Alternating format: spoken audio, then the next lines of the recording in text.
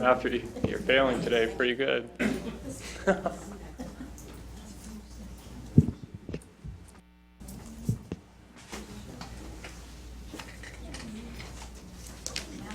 Entertain a motion to come back into session. So moved. It's been moved and seconded to come back into regular session. If there's no discussion, all in favor signify by saying aye. Aye. Opposed? All right, we're back in regular session. Next up on the agenda is Jackie Shadle, our county clerk.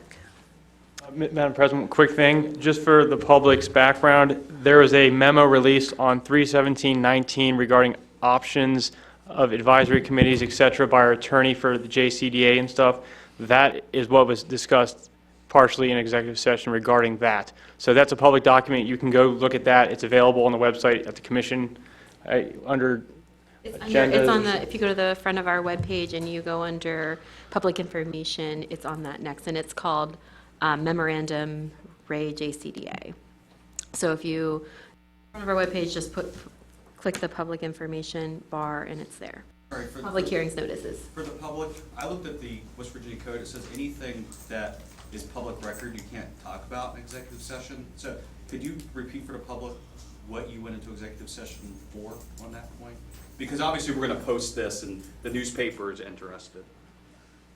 So the part that was not in executive session, we were referring back to parts of that memo, underlying things in that memo, but those things required legal advice. So that memo has been public document for months. So I was trying to give clarification, but what we discussed required legal discussion, and that's why we're in executive discussion. And that's why I voted to go into executive discussion requiring that. Jackie? And Gail? Hi. Jackie Shadle, the county clerk, and Gail McGackey, the chief deputy clerk. And they're here for approval of depository bonds for fiscal year 2019 and 2020. Yes, good evening, and I will have my senior chief deputy address that issue with you. You all have all the copies that I sent you. We get the letter from the sheriff each year with the amounts that are needed for each bank, and they have gotten me the bonds and the resolutions. So everything is signed and approved by our prosecuting attorney. So we just need you, if you have any questions or... Does anyone have questions about the bonds? Well, it just says the three of the county bank accounts, the pledged securities remain the same as last year, and one was lowered. So, but, you know, we have all the banks that are included that hold these bonds are BB&T, Bank of Charlestown, Jefferson Security Bank, and United Bank. Yeah. So I'll move that the depository bonds for 2019-2020 be approved, and I'll just reiterate the banks that are involved: BB&T, Bank of Charlestown, Jefferson Security Bank, and... I'll second that motion. Is there discussion? Hearing none, all in favor signify by saying aye. Aye. Opposed? And the next thing is approval of employment for an assistant deputy clerk. So I had one of my recording clerks give me her resignation, and I'm happy to say I have Heather here, if she could come up. She worked in the recording office for 5 years before, and she left on good terms, and she's coming back. Unfortunately, I'm not able to give her as much as what she was making, but we're very excited to have her back. So I would like to start her at, and it is budget neutral, at her starting salary of $33,000. I would like to have her have a probation period of 3 months and then up her to $35,000, but that would require a budget revision. Well, the additional amount you need, is that within other areas of your budget, or do you need supplemental funds? Probably supplemental. I mean, I may have overtime in my budget that I could move over to this. So, But you don't know, because we're soon going to be starting a fiscal year. right, yeah. and her start date would be July the 8th. It would be in the new fiscal year, and typically Michelle does not process those. If you would, I mean, knowing you would have to give an extra 2,000 plus benefits, Michelle does not process those budget revisions until May. And the reason she does that is to see if it actually is in the budget instead of moving money from some other portion of the budget. She'll process them in May if we've given a salary increase and they need the funds. But oftentimes we're able to find it through turnover. So we don't have to process those budget revisions. There's enough in the department budget through turnover. So but if you approved that extra $2,000, it could be that you would have to process a budget revision from somewhere, and that would be 2,000 plus whatever the benefit impact of that is. Well, we need this person's name. Heather Day, I apologize. Hello, Heather. Hello. Welcome, Heather. Thank you. Again. Welcome back, I should say. This is her first time before the commission. Oh, Yeah. I know you've been waiting for a while because you followed me in the door. I did. You did. Okay. So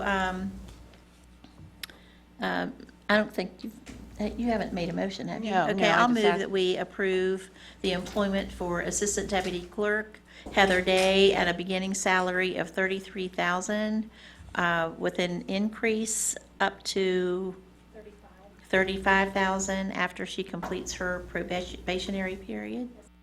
Okay, and that's all contingent upon the county commission approving the budget revision that will be presented to by Michelle at a later time. Second. Okay. Is there We'll get discussion? with that. Hearing none, all in favor signify by saying aye. Aye. Opposed? Thank you. Thank you. All right, good luck. Thank you, Heather. Yeah. 6:45, we're running a little behind, obviously. Sheriff, come on down.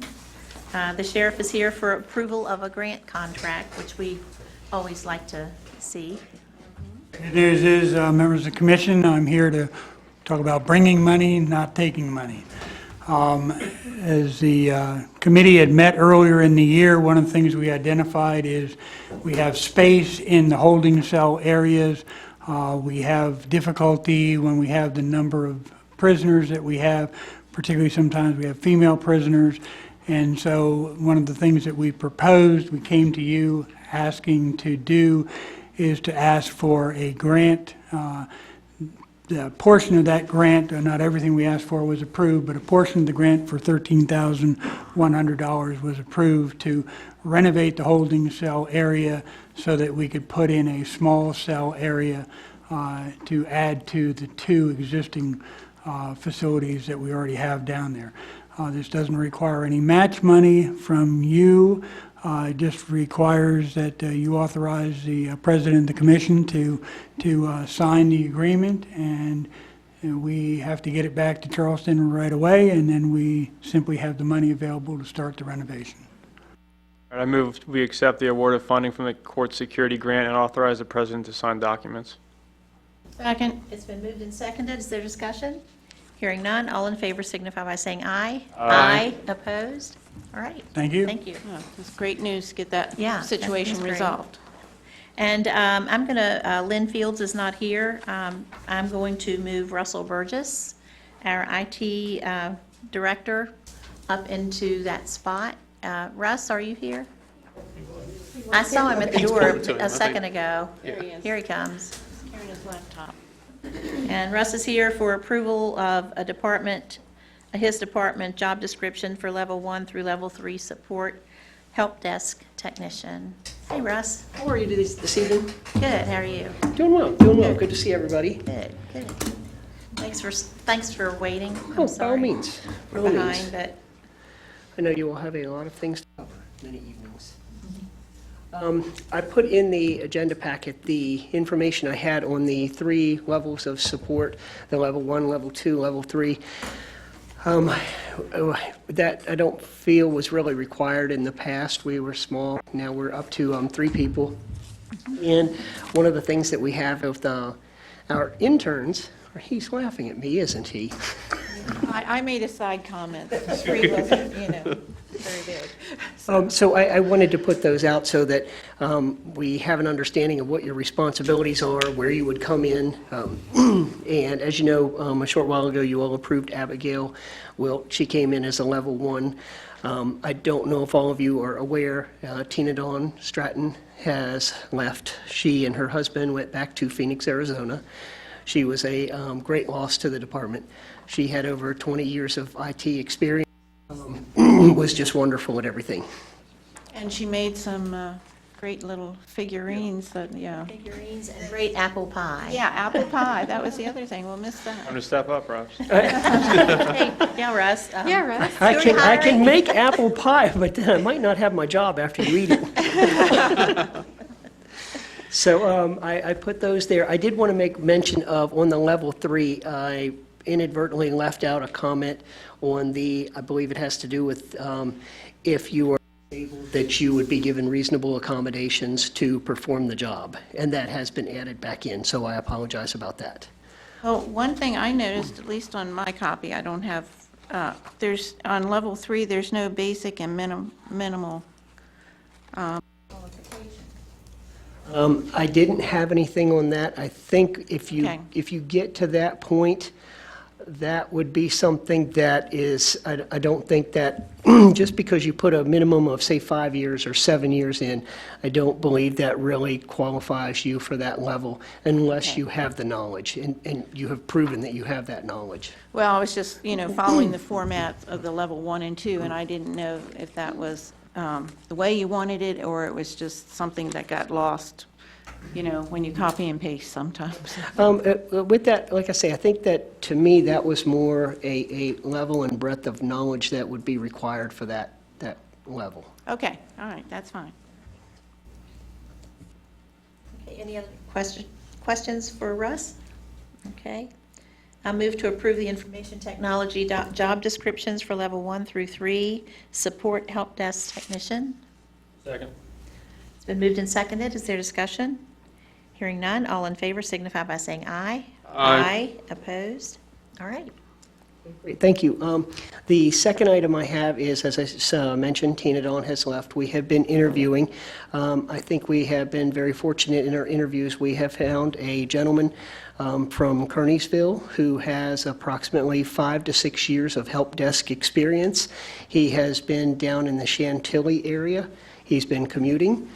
So even though I think that, we've discussed salaries not being commensurate with what they offer down in that area, the chance to be here at home with his 2 children and work locally, he seems pretty excited. I would like to offer him a job as the level 2 and bring him in at a starting salary of $40,000 per year. And are you doing a probationary period, or are you going to bump it up, or are you just bringing him in at 40,000 period? My understanding was that we had a 90-day probationary period for all employees. Do we not? She's asking if you want to, at the end of his probationary period, give him an increase in salary. I think that's what she's asking. That was not my intent at the moment. I think that's that was having the job qualifications of level 1, level 2, and level 3, is that he would come in at level 2, and then if he gets to the point where he is a level 3, then I would come back in front of you and request that. Okay, that makes sense. I just was checking. Well, I'll move to approve the hiring of a full-time employee, Andrew Rosen, for the Information Technology Support Help Desk Technician, Level 2, at an annual salary of $40,000 per year, starting, He has to give his notice. I had mentioned he could start July 1 if he was available. I think he's going to give the 2 weeks' notice, but I asked him not to do that until after I had met with you all. okay, well, as soon as he's available. I'll second that motion. Is there discussion? Hearing none, all in favor signify by saying aye. Aye. Opposed? And finally, approval of new IT intern for the summer with previously approved stipends starting July 1, 2019. Yes, I have a young gentleman, Ethan Bevan. He actually came from the Chamber of Commerce. He was one of the students that job shadowed for a day, and he is studying information technology. He will be starting at Shepherd University in the fall, So he has requested, he has been with me 2 days, just trying to get a feel for everything. I would also like to tell you that it seems that the IT internship is getting around, and I think I'm going to, depending on the qualifications of the schools or what they're looking for, set them at 100 hours, because we're having more applicants, and I would like to give as many opportunities as possible, but I really feel that we can only do 2 at one time before we're really not giving them the opportunities that I would like to. Well, I move that we approve the new IT intern Ethan Bevan for the summer with approved stipend in the amount of $10 per hour, not to exceed $200 per week. Second. It's been moved and seconded. Is there discussion? Hearing none. All in favor signify by saying aye. Aye. Opposed? All right, that's it. Thank you. Thank you guys very much. Welcome. Thank you. Okay, moving back up to item number 4 on the agenda, finally, going down to the table, Ms. Skinner.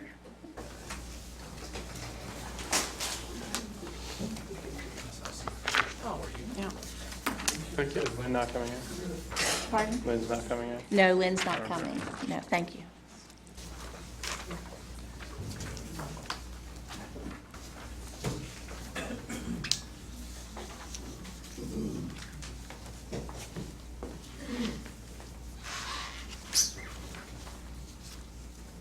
Hi, so I have a question for you before you get started. Yes, ma'am. I noticed on the Board of Education's agenda, you have the bond call up for a vote on Monday evening. Yes, ma'am. Coming up on your agenda, so the board has not yet voted to move forward with a bond, so. We have decided to move forward with the bond, but what the bond call is the actual verbiage of what the bond is going to be, because we're required to list exactly what's going to be on there for the public to vote on. That's what that vote is about. Okay, all right. And also, let me just make a comment that this is not Dr. Gibson. I recognize it was not Dr. Dr. Gibson is out of the country, so this is Mr. Randy Jones with OWPR, the company that's helping us with the CEFP, so he'll go through that process. Thank you for the opportunity to explain our plans for the October 26th special election, Madam President and Commissioners, for the bond, which we plan to run the 26th, and also we've been getting, well, this is not a fly-by-night decision. This is something that we've been planning since we realized that the last bond from Washington High School and Jefferson High School is coming due. This is something that we've been working with since last year with Ms. Painter to make sure that we're checking all of the proper boxes. And let me also clarify that this is not the levy. The levy that comes to due every 5 years, the next one that comes due, we are planning on running with the regular election in 2020. So this is something different. This is a bond. This is for facilities and facility improvements only. And we need this now. We can't wait another school year to address some of the issues that we have with, HVAC units and sports fields and things like that. And what you have in front of you is a summary of what the bond is going to cover, and Mr. Jones will go into detail in just a moment. He's actually going to do us a favor and go through the process and the purpose of what the bond funds are going to go to related to the CEFP, which is also our 10-year plan. And then after he does that, I'll come back and wrap up for you.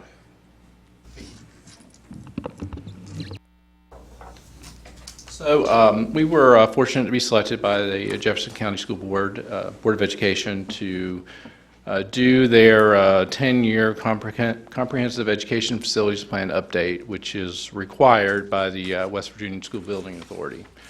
So every school system in the state is now going through this process, and this process is a new process for the SBA. They have hired a national firm that will create a database that will log all the information in that's been collected by each of the school divisions, and it will now be done in a more coherent and comprehensive manner so that there's little room for biases. In the past, architects and engineers come in and they could elevate or inflate projects depending on what the desire was of the school division.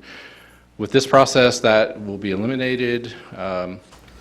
This will be conducted by Alpha Facility Solutions, which was hired, has a contract with the SBA, and all counties and school divisions in the state will have to use this process. So I think everyone is looking forward to the new process, and that it will, for the very first time, provide kind of an even playing field for everyone in the state in regards to the conditions of their facilities.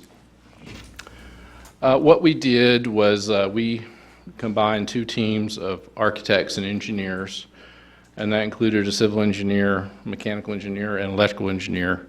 And we went to each of the 19 facilities for Jefferson County Schools, and we conducted an evaluation based on the requirements that the SBA provided to each of the teams.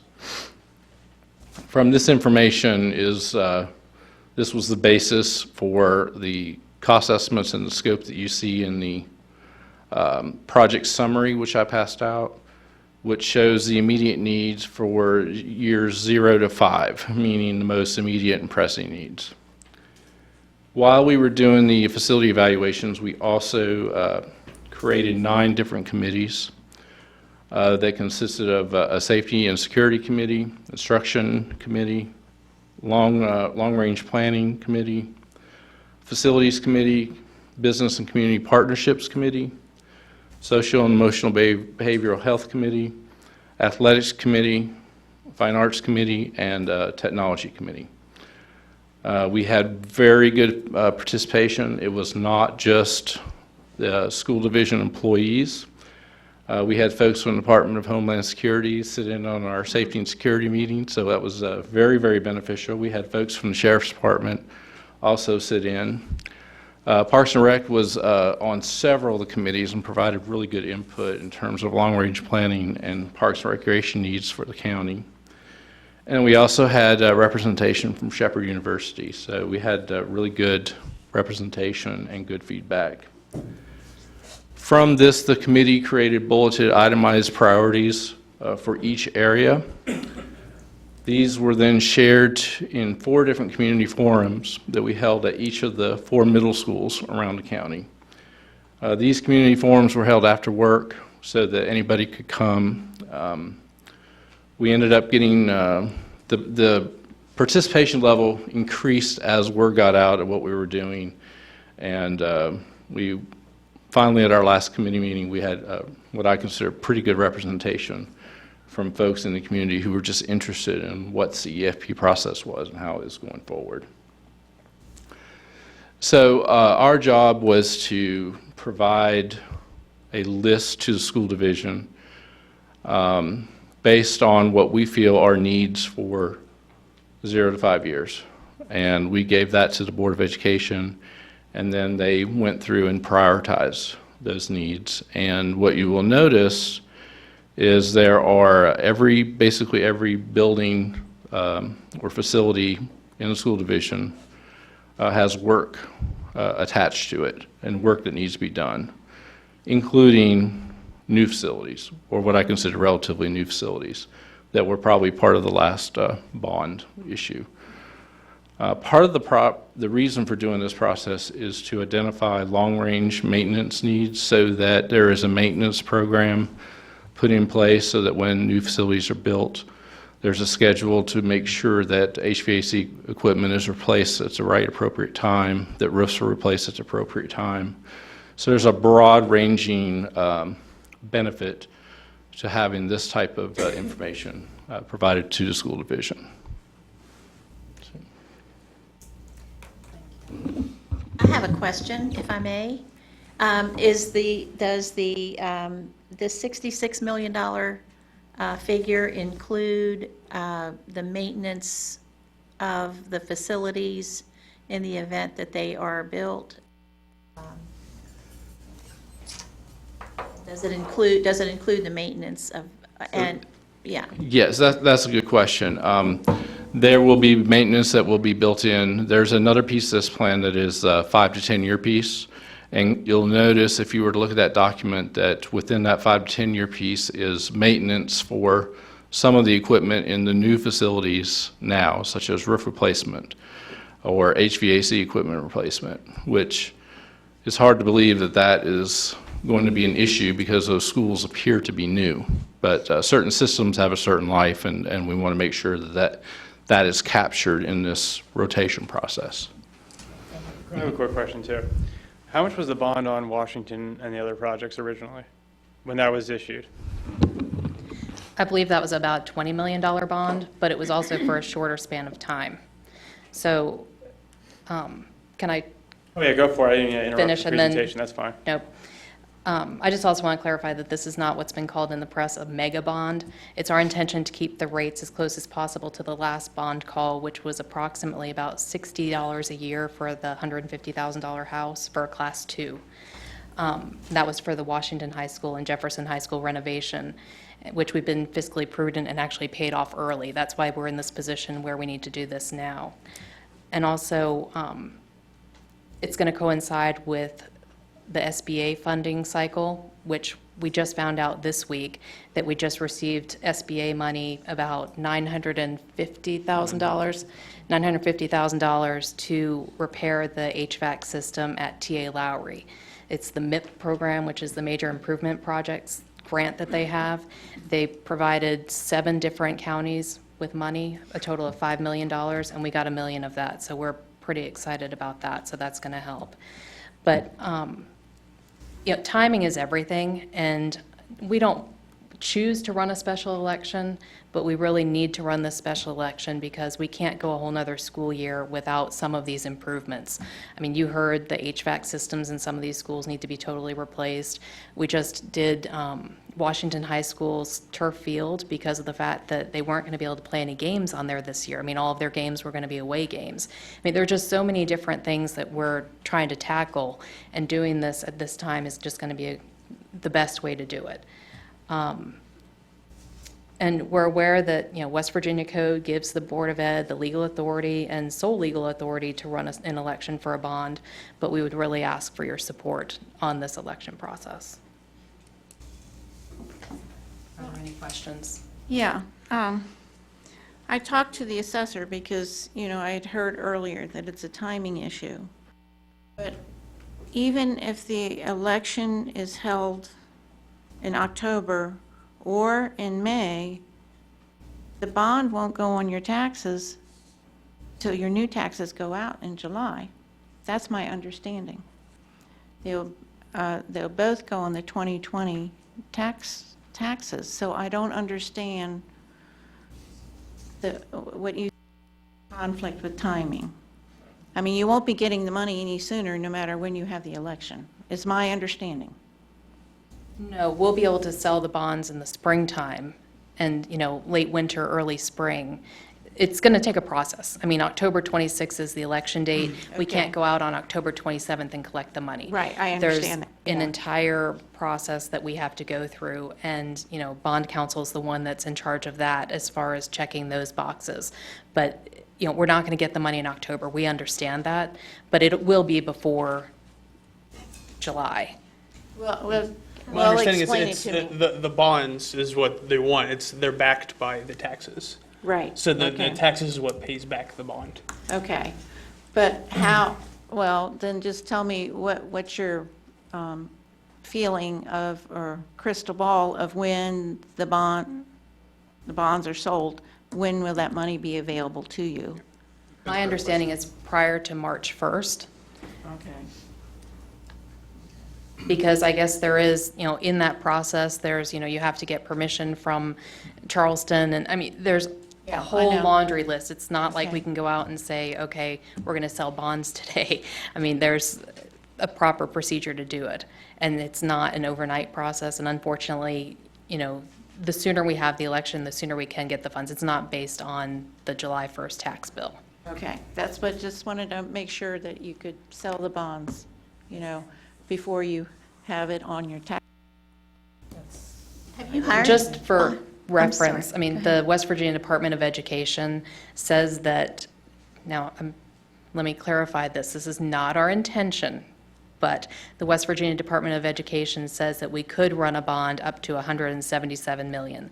That's based on our tax base. We're not looking to do that. We're looking to try to keep it at the same rate from the last bond, which would be about 60 million.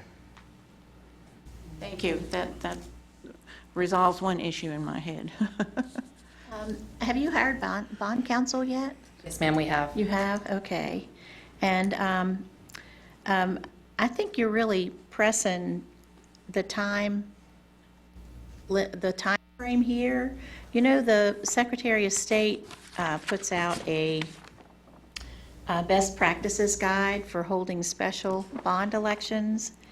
And, I mean, they recommend that if you're planning to conduct a bond issue, and I'm reading from their what they've written, the lead time required to develop the plan in order for the election is much longer than a minimum time reflected in the calendar. And to try to throw a plan together too quickly can result in poor decisions about projects, anticipated costs, sites, and other matters. And that's just one little paragraph from the Secretary of State's best practices guide. So I'm a little bit concerned that you're trying to do this more quickly, and it's not gonna be a good result. We understand that we're under a time pressure. I mean, just the way things are falling into place. We were supposed to be here 2 weeks ago for your meeting, but I guess Ms. Painter and Ms. Grove were not going to be at the meeting, and so there. Well, no, actually, that it was requested that it be the meeting, that your presentation be put off until this evening's meeting. We had it on the last agenda, but we were told that you would rather wait until tonight to do it. So, no, that, it was on the last agenda, but somebody called before the agenda, after the agenda was completed and before we could change it, to say, no, we want to do it on the 17th. We were behind one 19. meeting, and that was because of the fact that the CEFP was not presented to the board yet. And we needed to know what was in the CEFP before we could come to you to say, this is what we want in the bond. But maybe it was the 5th meeting or the 5th Thursday of the month that you had a meeting that I don't know. I know the request came in because I saw it. The request came in for the 6th, and the second preference would have been this evening's meeting, and so there wasn't anything prior to that. It came in on the the original request for the 6th, and then when we put it on, we added it to the 6th, but then someone, I guess, Dr. Gibson? So we had it on for the 6th, and Dr. Gibson said that she preferred to wait until tonight's meeting. So anyhow, that's why we ended up with this evening. So it We're just here gave now. Gave you Right. 2 weeks, yeah, a little bit later. We're here now, and we do have bond counsel hired. It's, Mr. Hunter with Bowles Rice. They do this all the time with school systems, and, he feels that we're okay. Now, let me ask you this. Does the bond contemplate the condemnation of the Rockwell property to build a student resource center? No, ma'am. It does have on there the new Regional Student Support Center, but it does not list the location of it. So Where do you anticipate building it? okay, Where are you planning on building this thing? we are going to be building the support center because it's something that's incredibly needed in this county. I mean, I don't think people understand the magnitude of the situation that we're in as far as the social emotional needs of our students. I Now, absolutely do understand that. My husband drives a special needs bus, and he drives to Aurora, and he drives to all of those different places that are out of state. And so I understand the need. My question to you is, where do you plan on building it based upon the funding that you're requesting for this bond? I can't answer that question right now because we're in litigation as far as that goes. However, Can I ask you, which of that 14 million, how much is for building, how much is for land? it's all for building. There's no land in this bond whatsoever. And Mr. Nolan, before, I don't know where you are in this process, but before you enter into a deliberative discussion with the other board members, there are a couple of issues that I would like to address. Unfortunately, because the commission has been sued over educational financing issues in the past, I believe that there does exist a credible threat or credible opportunity for litigation, and therefore, I believe that I should address you about the issues that I'm discussing or want to discuss in executive session, to offer you some legal advice on a couple of issues. Related to what we're discussing now? Related to the bond. To the bond?